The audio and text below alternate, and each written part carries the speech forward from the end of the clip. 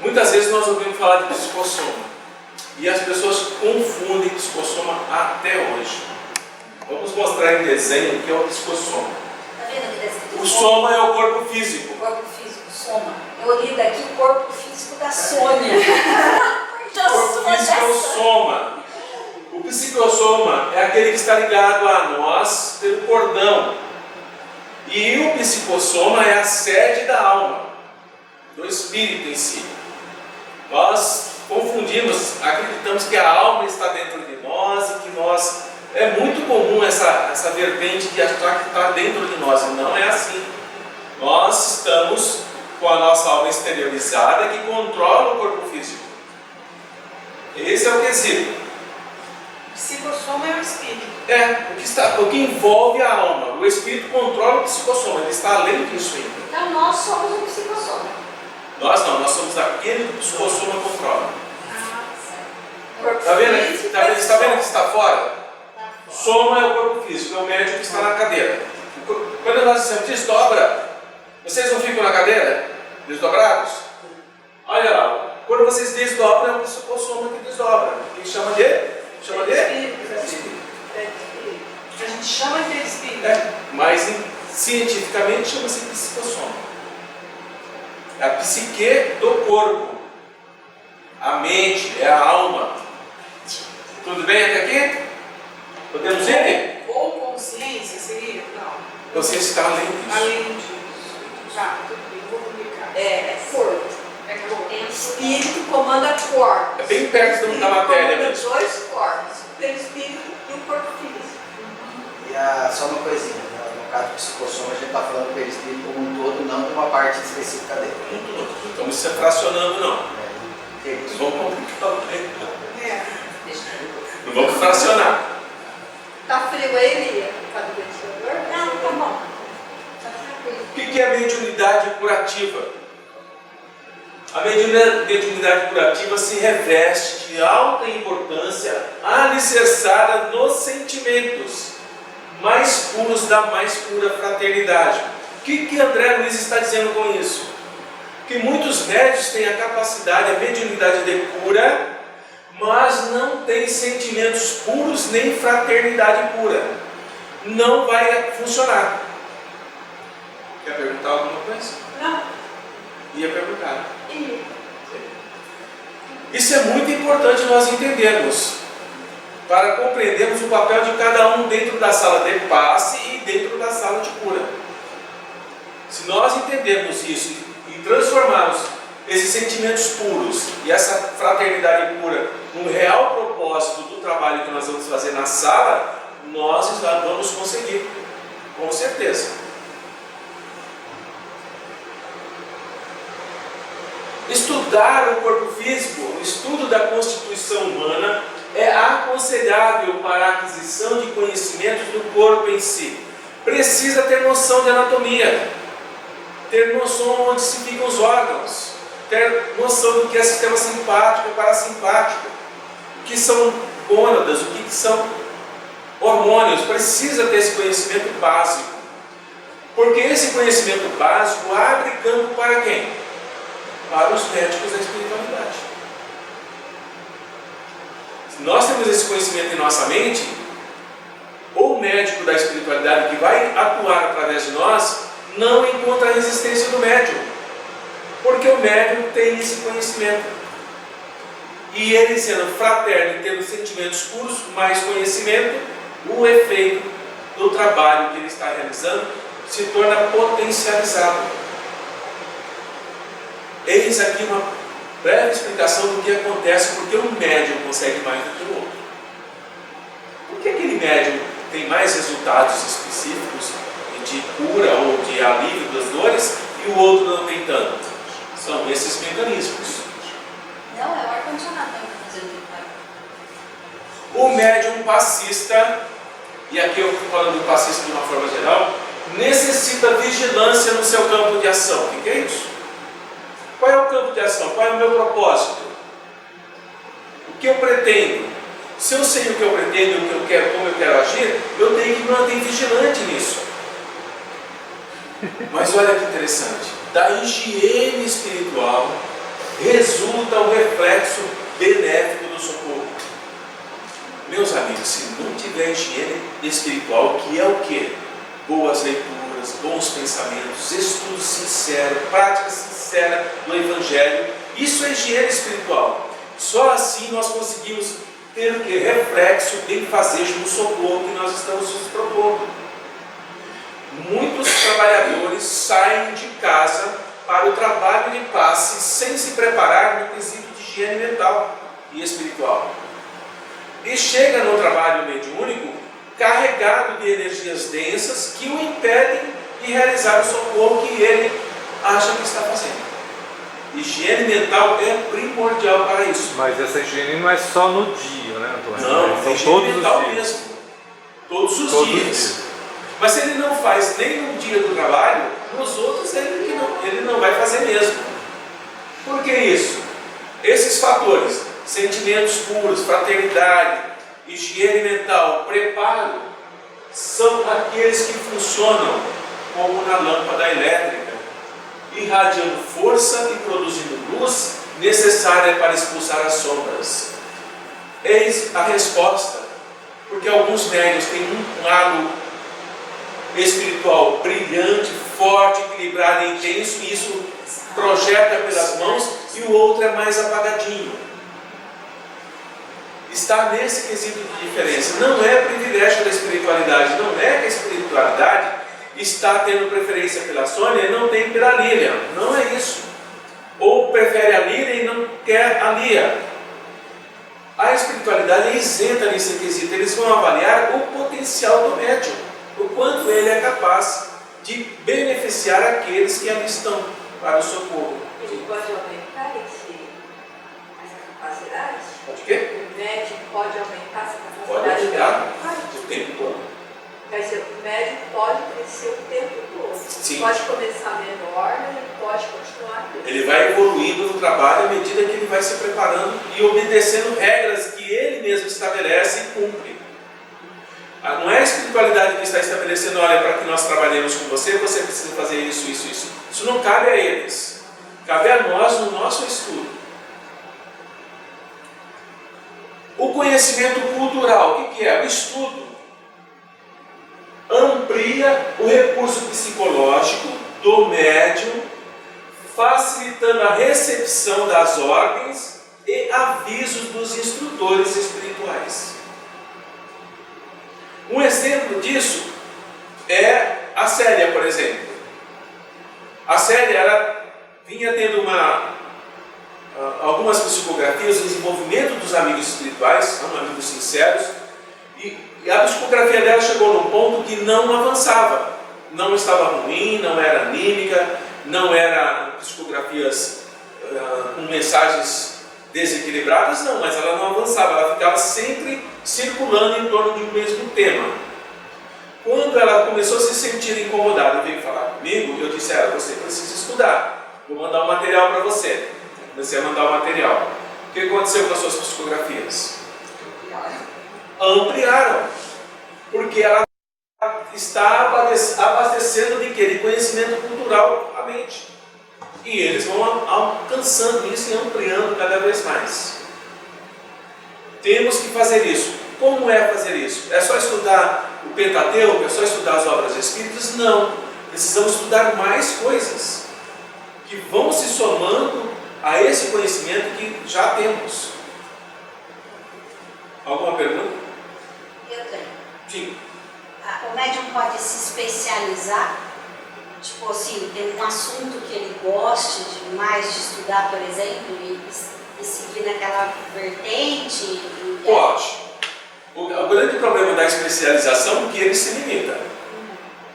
Ele vai até um determinado ponto e nada mais consegue acrescentar aquele conhecimento que ele se julga especializado. Mas para ele se tornar mais especializado, ele precisa de conhecimento subsistente, que vá alimentando aquilo. Conhecimentos gerais, fora do contexto que ele deseja. Não é aconselhável. Sim. Mas se eu gosto de, por exemplo, no caso, eu gosto de estudar psiquiatria e fisiologia. Eu gosto disso, então eu estou estudando. É uma escolha minha. Mas se eu me especializo nisso, mas se eu preciso de um determinado momento de fazer uso de um recurso que eu não tenho, eu não faço atendimento, porque está fora da minha área. É para o especialista? Não é a minha área, não é o ouvido esquerdo, é o direito. Então você vai procurar o cara que atende o ouvido Então direito. nós temos que ser um Dr. House. Se você for fazer essa analogia... Sim, porque o Dr. House ele pega um amplo espectro de trabalho. Você tem o clínico geral, o cardiologista, o psicanalista, etc. Mas ele faz um apanhado geral. Sim. Seria, guardadas as devidas proporções, seria isso. O asseio mental consolida a influência, higiene mental, conhecimento, fraternidade, desejo no bem, se preparando para socorro, consolida a influência dos amigos espirituais, purificando e dando indispensável autoridade moral ao médium. Aqui está a chave de ouro. O médium que tem autoridade moral, ele precisa ter todos aqueles requisitos que nós acabamos de falar. E a autoridade moral do médium, olha que interessante, vai influenciar quem? O enfermo, porque ele fala com segurança. Ele diz, olha, é assim, assim, dessa forma. E o enfermo desperta. Para quê? Para usar as próprias forças dele de reação. Quantos chegam na casa espírita para receber passe, desanimados, desesperançados, encontram um médium com equilíbrio moral, com conhecimento, e o médium é taxativo com ele. 3 semanas depois, 4 semanas depois, é outra pessoa. É outra pessoa. Como diz a Sônia, fica até mais bonito. Não fica? Agora, quando encontra um médium que o paciente está perguntando, ou uma equipe, e que diz assim, não, isso é com a espiritualidade, isso está nas mãos de Deus, é uma resposta muito vaga. Não há nada, ele já ouviu isso. Ele está nos procurando para que ele tenha um lenitivo, um ar de esperança. E é o médium e o passista que tem conhecimento dá isso a ele. Dá isso a ele. Percebem que não é só fazer curso de passe? Não é só fazer o curso. Precisa desenvolver o lado humano do médium. O eu dele, o sentir dele. Se ele não desenvolver isso, ele é apenas um instrumento frio dentro da sala. Essa capacidade de compaixão que cabe a todos, né? Não apenas médium, não apenas na casa espírita, mas e não apenas espírita, mas essa compaixão é que vai ter essa diversidade de carisma, de trocas, fazendo com que você faça com que a outra pessoa acredite na possibilidade de vida. Seria isso. Exatamente. Vocês já ouviram na antessala do passe alguém dizendo assim, eu torço para cair com o médium tal? Já ouviram? Percebe? Como a reação do paciente nos dá a confirmação do fato. Eu quero cair com o médium tal. Não cai. Ele sai como? Triste. Como é que ele sai? Caramba, não foi dessa vez. Quando não, alguém pega assim, corta a frente dele e fala. Senta na frente da Faz justiça. Porque ele sente, ele sabe que aquele médium, aquele trabalhador vai lhe dar aquilo que ele precisa. E ele não quer outro. Ele não quer outro.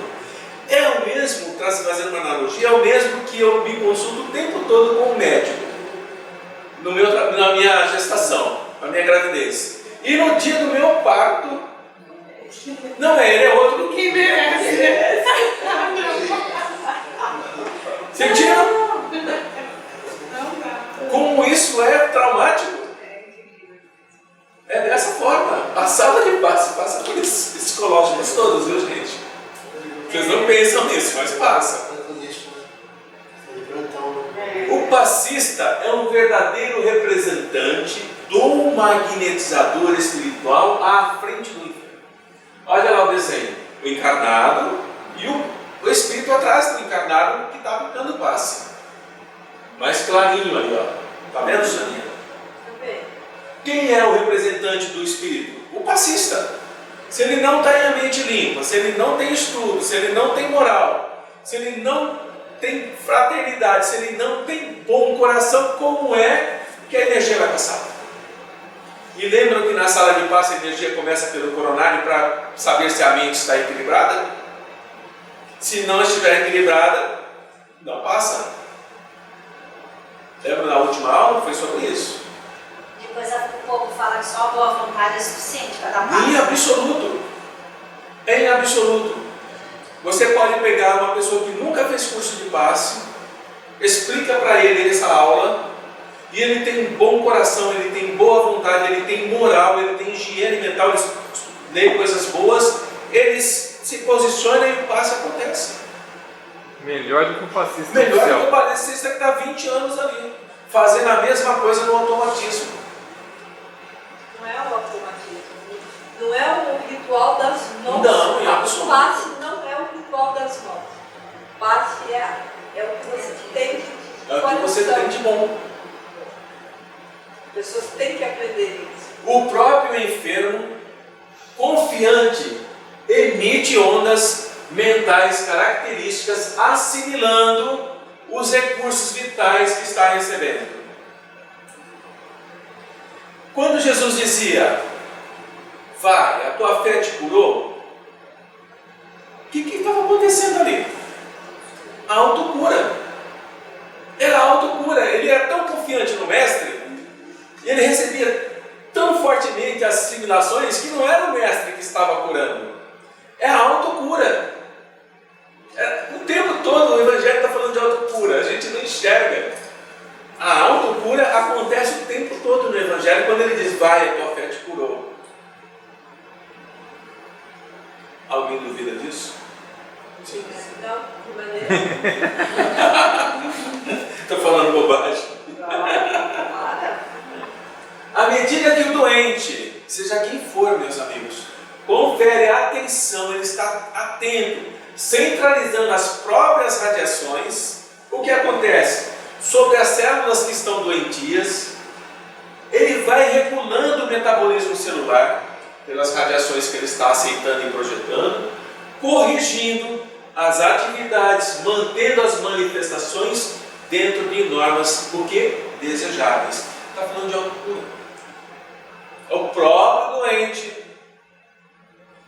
Então, muitas vezes, quando nós temos casos graves de tumorações e que vai para a cirurgia e melhora, mas não desenvolve, grande parcela desse não melhorar e avançar para a cura está no doente. Porque ele acredita e duvida, ele acredita e duvida, ele oscila.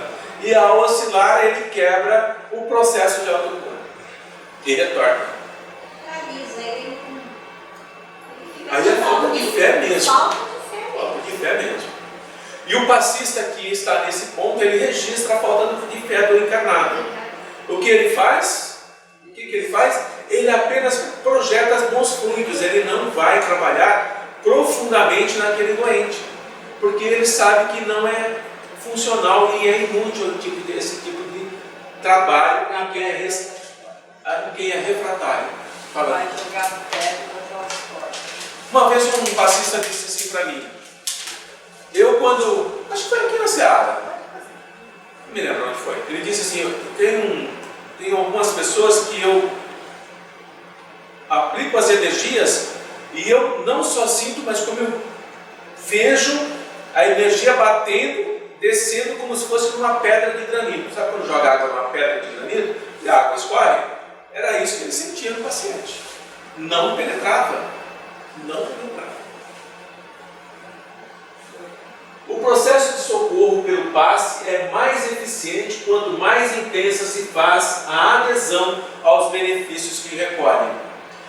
Aqui entra aquele conceito antigo que nós falamos de ondas ultras curtas, ondas longas, lembram disso? Eu posso, por exemplo, ter um paciente que ele não é tão refratário, mas ele não vibra o suficiente para que eu possa ajudá-lo na forma que eu conheço mais genérica. O que eu posso fazer? Eu posso aumentar o meu processo de vibração, passar para ondas ultra curtas. E ondas ultra curtas, elas têm uma frequência muito rápida e grande penetrabilidade.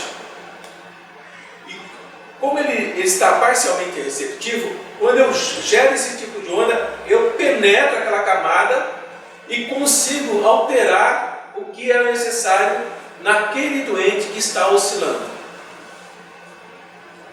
Ele não consegue evitar essa minha ação.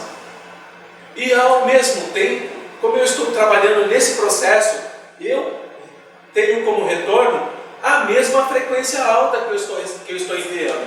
Consequentemente, o meu perispírito está o quê? Muito mais que quintessenciado. Eu causo benefício a ele e causo benefício a mim. Mas se ele estiver em ondas longas, olha, ondas longas.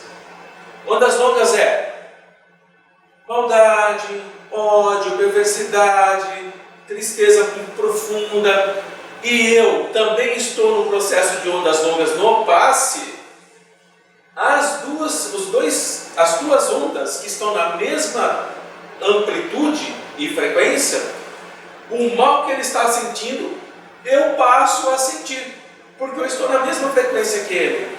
O que o passista diz depois? Nossa, aquele que estava à minha frente acabou comigo. Não foi ele que acabou com o médium ou com o passista. O passista está entrando na mesma frequência dele, por desconhecimento. Ou por não mudar a atitude. Desconhecimento, por não mudar a atitude. Ele acredita que é simplesmente passar as mãos. E ele não deixa os campos e centros de força entrar em frequências mais altas para quebrar aquele padrão de onda. Porque se eu estou numa frequência muito mais alta, você sabe do que eu estou falando. Uma frequência baixa não consegue desequilibrar a mais alta. Ela não consegue se manter naquele patamar de equilíbrio. E, portanto, o passista está acima desse paciente que está nessas ondas curtas. Então, sala de passe, ondas ultra curtas. O que é isso? Amor, vontade de socorrer, a oração. É isso que vai gerar ondas ultra curtas. Mas mesmo nessas ondas ultra curtas, eu posso perceber o mal que ele está sentindo. Posso registrar a dor em determinado lugar. Você está escaneando o paciente. Vamos usar a palavra mais moderna, né? Você está escaneando todo o halo vital dele. Entendi. Todo o perispírito dele está sendo escaneado por você. Nesse tipo de onda. Se tivesse um olhar de raio-x. Além disso até. Além do olhar de raio-x. Muito mais além. É tão detalhado que consegue atingir inclusive nível celular, onde as células que estão se degenerando, o passista consegue perceber. A gente consegue desenvolver isso? Consegue. Essa percepção? Sim, vós sois deuses. Podeis fazer muito mais do que eu faço. Conseguimos sim, é só exercício e estudo. Exercício. Não tenho a menor dúvida. E manter esse padrão moral. Né? O influxo dos passos, a energia que está sendo transmitida, recebidas as oscilações mentais do enfermo, se condensam mecanicamente na direção do trabalho restaurativo. Ele está emitindo energias o quê? Densas, condensadas. Quando você está no fluxo do passe de energia mais alta, elas se condensam. Muitas vezes o médico fala assim, nossa, eu tive a impressão que a energia estava assim, toda espalhada, e ela começou a ficar juntinha, virou uma bolinha. É isso aí. Esse condensar de energias é o influxo do passista. Então o passista é senhor de si na sala de trabalho. Muitas vezes o dirigente não vai entender isso. Não vai entender. E nesse momento é o que Jesus nos orienta, os amigos espirituais também nos dizem. O silêncio é o quê? A alma do negócio. A alma do negócio não. O silêncio é o quê? Vale ouro. A alma do negócio. Silêncio vale ouro. Vamos avançar um pouquinho, penúltimo. Em toda situação, em qualquer tempo, cabe ao médium passista buscar na prece o fio de ligação com os planos mais elevados da vida. Está sentindo dificuldade? Não entra no passe, não vai fazer. Espera um pouquinho sentadinho e entra em prece. Amigos, eu preciso do auxílio. Eu preciso receber essa energia do mais alto para socorrer. Quando faz isso, estabelece a ligação, levanta e faz o trabalho. Eis a importância do médium confiante no processo da oração. E não é aquela oração que a gente está acostumado a ouvir. Pedimos aos amigos espirituais que nos ajudem nesse momento, que vamos iniciar o trabalho do passe e que todos nós possamos ser beneficiados. Não é isso. É contrito mesmo. Aquilo que você faz no íntimo. Enquanto alguém está falando no mecânico, você está no íntimo. Ah, Senhor, estou aqui à sua disposição. Que todas as energias que estão em mim, proporcionadas pelo nosso Pai Maior, eu possa ajudar esse irmão que está aqui. Você está na prece. É, dona Gina, já? Estamos acabando, viu? Joana, trabalha sempre, utilizando-se das bênçãos do tempo para a tua realização interior. Não escolhas um tipo de trabalho tendo em vista ser este melhor do que aquele. Todo trabalho que dignifica e oferece o conforto da esperança e do bem-estar é bênção que Deus concede para a conquista do reino dos céus. Seja, o trabalho de passe está resumido nesse slide aqui. Não é um trabalho? Está resumido aqui. Estudar, conhecer e aplicar as leis universais é responsabilidade do passista. O passista precisa saber disso. E todas as vezes que ele se pegar disperso ou não focado no seu real propósito, ele tem que voltar para si, olhar para o seu interior. Lembra daquela aula do olhar para o seu íntimo? Voltar para o seu íntimo, buscar novamente o propósito do trabalho e aí sim fazer isso. Tudo bem? Então vamos fazer nosso